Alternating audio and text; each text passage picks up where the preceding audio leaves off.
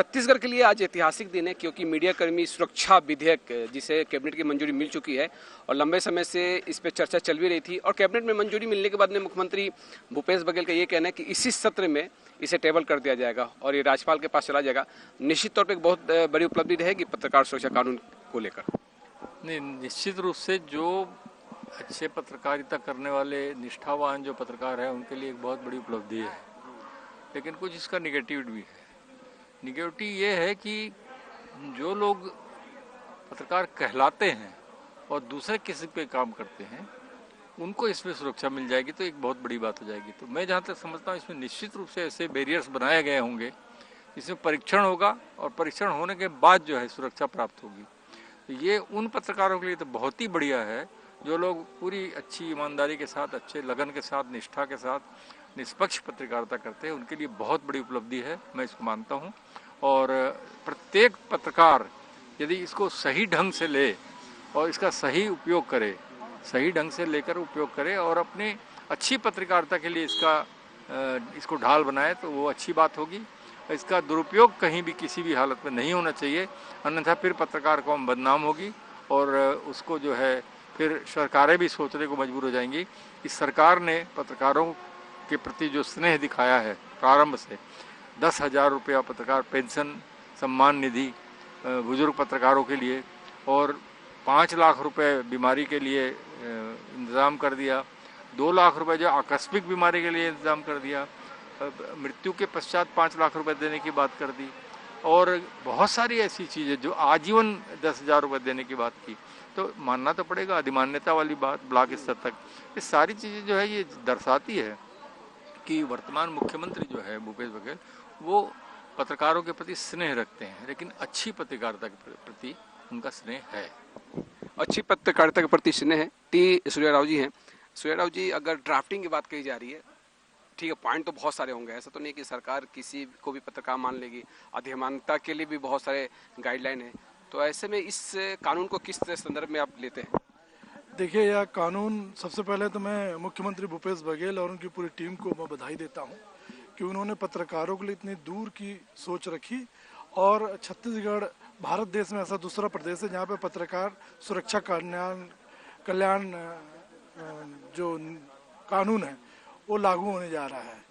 अब आज जो है विधानसभा में पारित हो चुका है, वो हमारे लिए बधाई, मंत्रिमंडल में पारित, कैबिनेट में पारित हो चुका है, जो हमारे लिए बधाई के हम पात्र हैं उसके लिए, और भूपेश बघेल जी को हम इसके लिए सहृदय धन्यवाद देते हैं।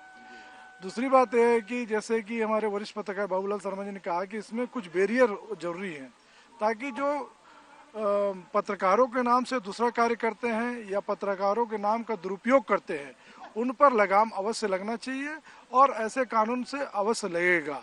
और जो एक्चुअल में पत्रकार हैं, जो अपना जीवन इसके लिए समर्पित कर रखे हैं और जो कार्य कर रहे हैं, उनसे इनके काफ़ी लाभ मिलेगा, ऐसा मेरा मानना है। और निश्चित तौर पर छत्तीसगढ़ तो एक मिसाल साबित करेगा यहाँ पे, अगर ड्राफ्टिंग जैसे पेश होने के बाद पास हो जाती है, राज्यपाल से आ जाता है, तो एक अपने आप में नज़ीर साबित नहीं। एक मुख्यमंत्री जी ने एक नज़ीर पेश की है, आरक्षण का बिल आज तक अटका हुआ है और बहुत सारे बिल का अटके हुए हैं, तो बिल जब तक के हस्ताक्षर ना हो जाएं तो पारित नहीं माना जाएगा।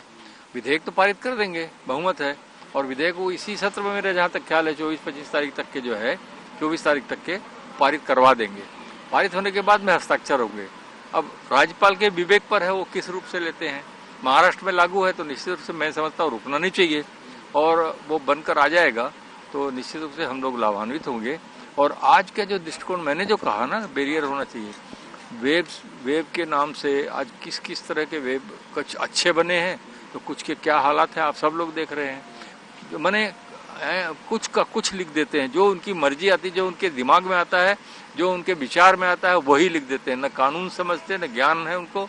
तो ऐसे लोगों के लिए सुरक्षा अगर आप दोगे तो सोचो क्या हालत होगी, फिर तो लोग बहुत परेशान होंगे, समाज में त्राही मच जाएगी। तो इसलिए जो है मैंने बैरियर की बात की थी।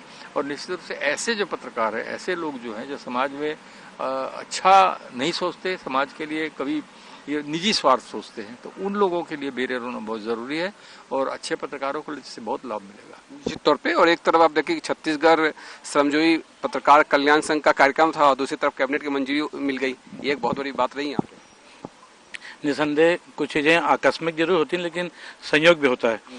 पत्रकार सुरक्षा कानून को लेकर के छत्तीसगढ़ सरकार कई सालों से दो तीन सालों से कम निरंतर प्रयासरत थी, और आज एक अच्छा दिन है जबकि पूरे हिंदुस्तान के लगभग 15 प्रदेशों के पत्रकार यहाँ मौजूद हैं। उनकी उपस्थिति में एक अच्छा मैसेज पत्रकारों के लिए गया, क्योंकि समस्या है कि सुरक्षा कानून बहुत ज़रूरी है ताकि पत्रकारों के लिए भी गाइडलाइन तो रहे। हमारे पास गाइडलाइन नहीं कोई, इसकी वजह से कई बार विषम परिस्थितियों का सामना करना पड़ता है।